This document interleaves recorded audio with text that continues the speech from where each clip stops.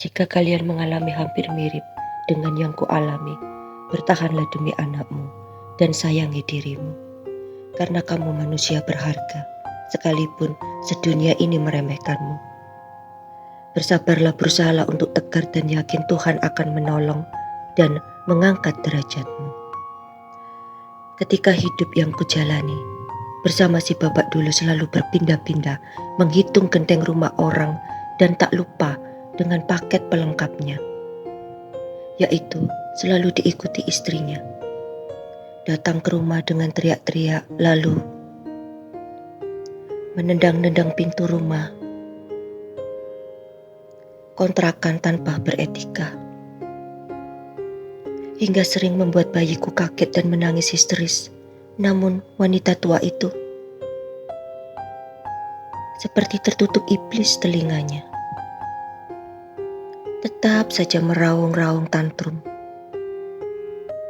Lalu berdebat dengan si bapak dengan logat bahasa daerahnya. Aku tidak peduli karena aku lebih menyelamatkan bayiku agar tidak menangis ketakutan. Karena suara yang keras teriakan arogannya. Biarlah orang sekampung yang melerainya baru bisa diam. Entahlah, mungkin urat malunya sudah mati rasa, seperti tidak ada damainya. Sudahlah, bayiku lebih penting daripada mereka, bukan urusanku. Biarkan saya menyusui dan mendekap bayiku agar tidak ketakutan lagi. Lalu esoknya aku mencurahkan isi hatiku, menceritakan pada ibuku semua, dan aku katakan bahwa aku merasa tidak aman dengan bayiku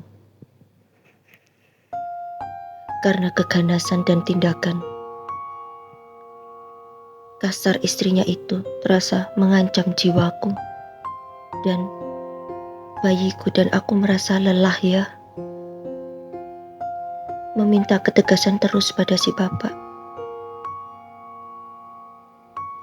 Jika memang merasa menjadi pria yang sejati dan bertanggung jawab, itu tak mungkin akan menggantung wanitanya.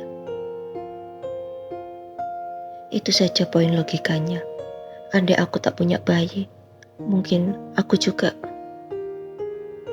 tak akan mau meminta ketegasan dari tipe yang kurang memiliki integritas diri. Lebih baik hidup melajang daripada realitasnya. Harus seperti ini, tetapi ini kan semua sudah terjadi dan Tuhan meridhoi terjadi. Lalu ibuku menenangkanku sesaat dan menyuruhku pulang ke rumah di kampung, di tempat lahirku. Tetapi dengan syarat dengan si bapak, karena ibuku malu jika aku punya bayi tidak ada bapaknya. Dan aku harus membantu, membayar uang bulanan air dan makan harus bayar seperti anak kos yang di rumah. Dan aku tak bisa menempati kamar waktu gadisku dulu, karena sudah dikoskan oleh ibuku. Aku menempati kamar dekat dapur yang sempit dan pengap itu, serta dindingnya yang ditempel sesek bambu.